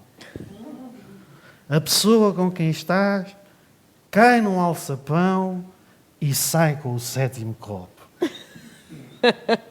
7. Os copos seguintes, sentem-se completamente em casa dentro de ti. Tu, cada vez mais fora de casa, vês uma valeta parecida com um palácio, mas mais natural e de fácil acesso. 8. O calor das pernas e dos braços é um lugar propício para o sorriso da mulher à estreiteza do sonho. Há atalhos, mercearias finas, tigres com imensas curvaturas por todos os flancos. 9. Buda falou de um enclave assim, embora menos bêbado. A mulher é imensa pela manhã.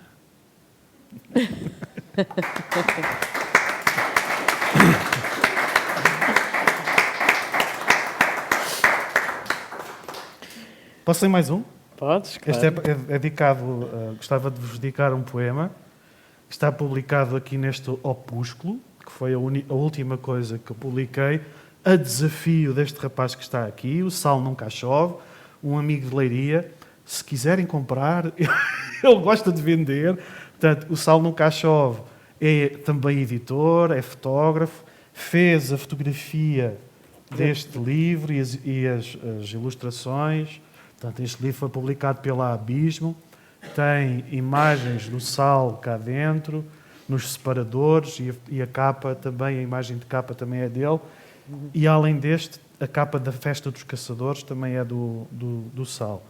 E a certa altura o Sal leu uma coisa que eu publiquei no Facebook e mete-se comigo: epá, não gostavas de publicar isto num caderninho cozido à mão, uma coisa feita lá por nós e tal. Ele tem uma galeria, é um fanático da impressão, tem um livro publicado, impresso com tinta de choco. Imagina. Portanto, tem estas... É um criativo da impressão. Olha, hein? Gostas da expressão, Sal? Não? Mais ou menos. Não, mais ou menos. Pronto. E este livro, eu não vou ler o poema, vocês já leram alguns dele, mas não vou ler o poema que está na origem do desafio do Sal, vou ler um outro que se intitula Os Atores, onde eu, a certa altura, me meto com o Herberto Helder, porque sou um tipo que não tem juízo nenhum. Como diria a minha mãe, que já cá não está: ó filho, não tens trambolho nenhum. E arrisquei meter-me com o Herberto lá mais para o fim. Mas este poema é escrito durante um ensaio de uma peça do Jean-Pierre Sarrazac, que foi levada à cena nas Caldas da Rainha, com a encenação do Fernando Moura Ramos, uma peça chamada Lázaro. Também ele buscava o Eldorado, também ele sonhava com o Eldorado. Obrigado. E durante os ensaios, a ver os atores a trabalharem, surgiu este poema, que eu vos dedico. Obrigada. A vocês os três, está bem? Muito obrigado. Os atores. Os atores esculpem a pedra bruta das palavras. Dão forma ao vapor do texto. Nomeiam com gestos a língua inominável da impersonagem. Vestem o rosto bárbaro, cômico, trágico dos animais inquietos na floresta densa. Dançam com o silêncio uma escrita por tentativa e erro trauteada. Experimentam respirar debaixo do pensamento, enquanto caminham sobre as águas. E voam sem rede na direção de um eclipse. A luz que baixa, a luz que sobe, cortina que abre e fecha, o pano, o palco. E o dia na noite começa, a noite que no dia acaba, com os atores a cinzelar a palavra pétrea de um nome próprio. Os atores compõem o nome, moldam a fera, fundem o ferro da estrutura inabalável. Eles incorporam a pintura rupestre há 40 mil anos esboçada na parede de uma caverna. São a sombra que da luz se liberta para a luz estender novamente os pulsos rendidos. Agitam-se ao redor da fogueira, ateada pelo ritmo. Marcam os tempos, como domadores espontaneamente rendidos ao animal selvagem que em cada sopro brota. Os atores são uma fonte de sombras rebentando no palco improvisado da ternura. Já não é deles a face maquilhada, nem a carne revestida de pronomes. São a palavra que se junta ao nome e diz: põe-te no meu lugar. Os meus olhos perseguem-nos enquanto rodopiam sobre si mesmos, como um peão lançado pela criança, no trilho mágico e imaginário de um jogar. Vejo-os assim, sombrios e luminosos, como relâmpagos desferidos por nuvens carregadas de cinza. Os atores são o útero do sonho. Sorriem contra a face de Deus, um monólogo lacrimejante e o diálogo impossível da treva consigo mesma. Do sangue dos atores irrompe o fumo, e a lava da ação vulcânica arrasta o público para dentro da dúvida. Serão reais os atores? Ou serão a verdade fingida do reflexo em que nos afogamos como náufragos do tédio cotidianamente repetido? Seus semblantes questionam-nos. Suas vozes interpelam-nos. Observo-os com o olhar cegado de espanto, sentindo pontear-se na pele as emoções de uma pele desconhecida. Sim, os atores ateiam a boca, depois os cabelos. Ardem da cabeça aos pés até deles restar o corpo renascido do papel. Mergulham no chão e é como se chão não houvesse. Repercutem vezes sem conta a fala, para que a fala deixe de ser fala e se transverta em ar. Escuto-lhes a respiração assombrada e admiro-me de não saber quem neles respira. Quem respira no ator? No pulmão dos atores reverberam as notas unidas do acorde exato em que duas vozes ressoam. O público respira na voz dos atores. É o espectador quem respira na voz do ator. É isto.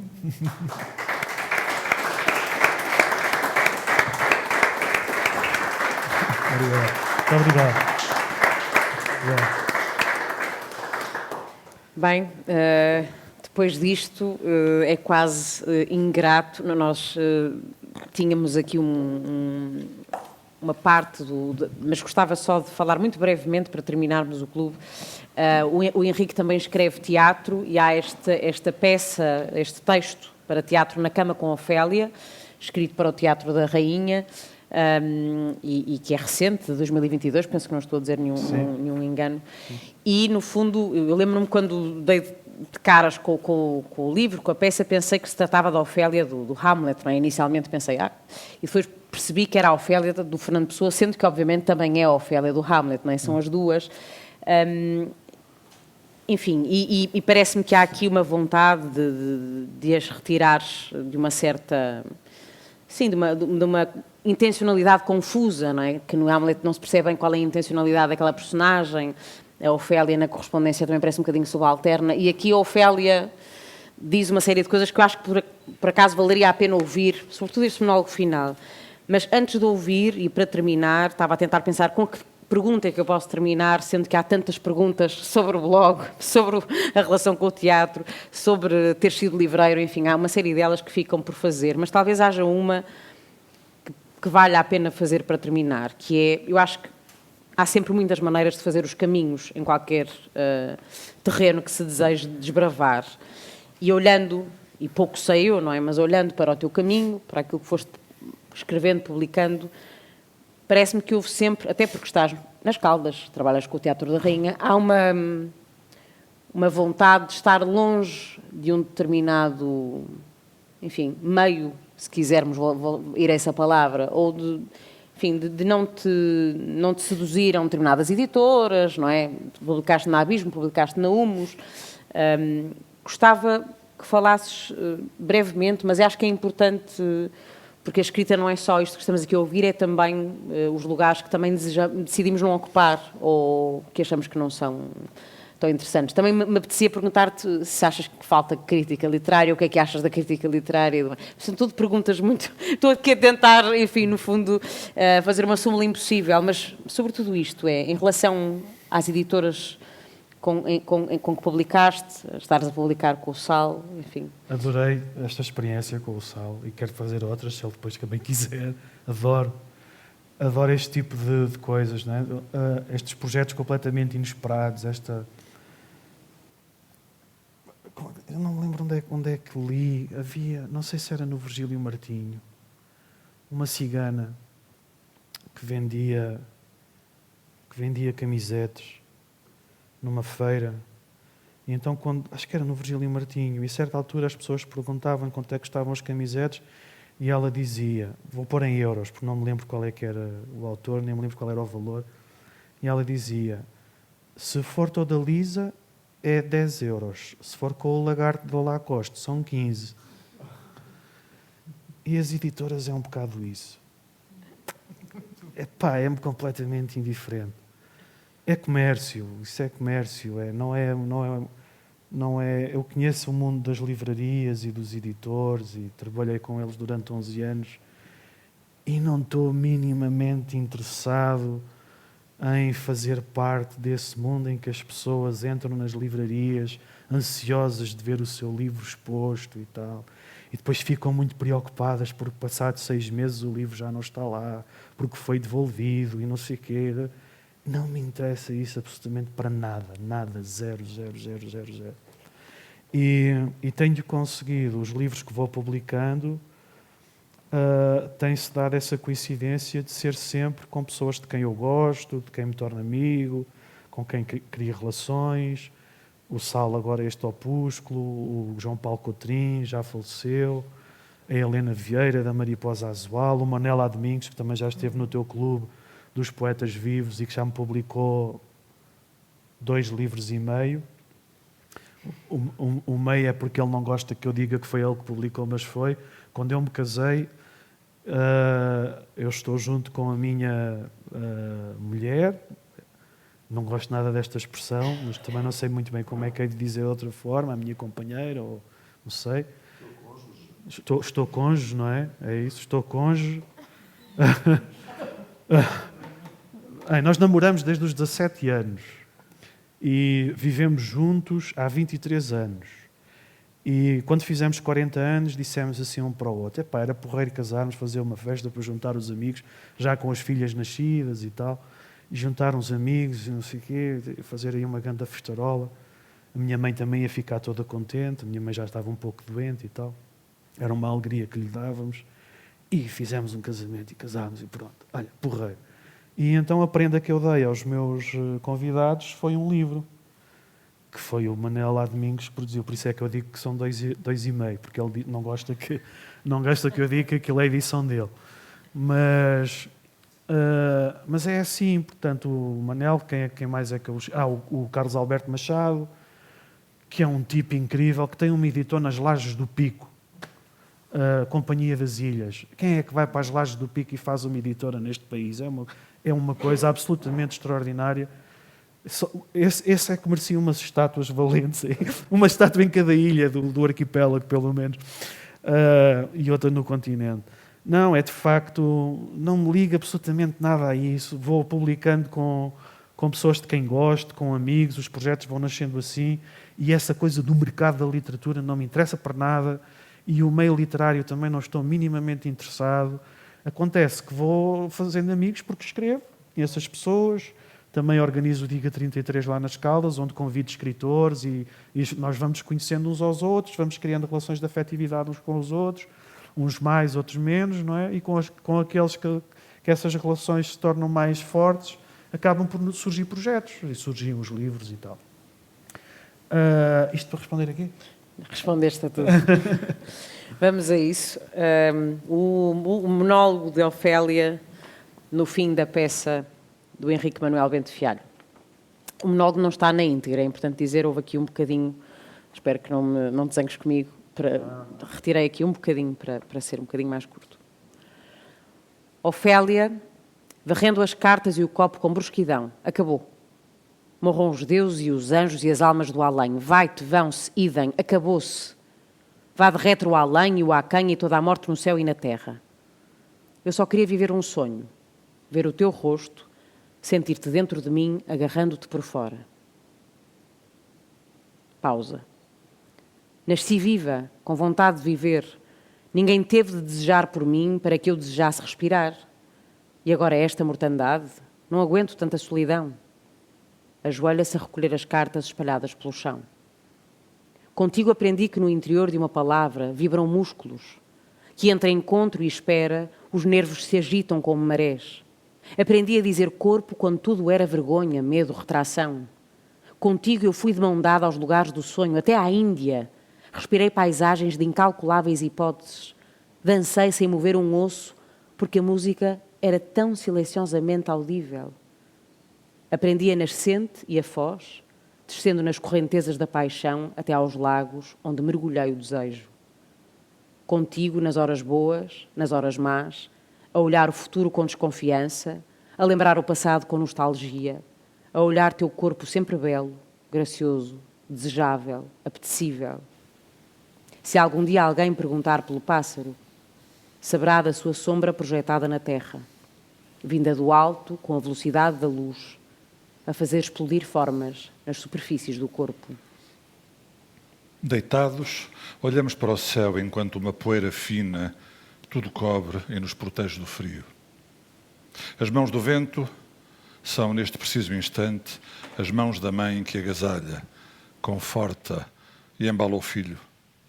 Seremos, dentro de muitos incontáveis anos, réplicas das ossadas de Mântua, eu e tu, eternamente abraçados na beleza de uma despedida. E lá no alto o pássaro perpetuará o seu voo, até que também a morte o leve para junto das suas crias. Pausa. Pega no medalhão. Diz o meu nome. Diz o meu nome. Quero ouvir-te dizer o meu nome. As 3 criaturas sussurram em uníssono o nome de Ofélia. O nome não é apenas uma palavra. Ofélia reergue-se. Coloca as cartas sobre a camilha, o medalhão sobre as cartas. Dirige-se à escrivaninha, passa a palma da mão direita sobre o teclado, como se afagasse um corpo. Pega na jarra com as flores murchas, trá-la para junto das cartas e do medalhão. Lá fora a vida continua. As estações passam umas sobre outras. Os planetas andam à volta no vazio. Por vezes chove. Outras vezes um calor seco que tudo devasta, varre a terra como se saísse de dentro de nós. Conforta a minha alma, Senhor, e leva-me por caminhos retos, honrando o teu bom nome. O nome não é apenas uma palavra. Tenho um desejo de mente, de não haver palavras em mim. Retira o ramo de flores murchas da jarra e aperta-as junto ao peito. Recua muito lentamente enquanto profere as últimas palavras. Se não te posso ter, se não imaginando-te, prefiro não ter-te. Se não posso imaginar-te se não tendo-te, prefiro não imaginar-te. Larga as flores. Estou só no meu modo de te amar. O amor caiu em desuso e eu estou fora de moda no meu modo de te amar. Sinto o tempo passar pelo corpo como por uma floresta passa o fogo. Fixa os olhos na vela que arde junto à máquina de escrever. Fui atravessada pelo fogo. Da cinza brotará uma árvore. O fogo não extinguirá as sementes. Consigo escutar as sementes brotando da terra, a flor a desabrochar para que o pólen se liberte. A abelha, um enxame de abelhas, o mel. Pausa. Deita-se de costas na cama. Fecha os olhos. Estou contente. Apesar de ser quinta-feira, 18 de maio de 2023. Muito obrigada.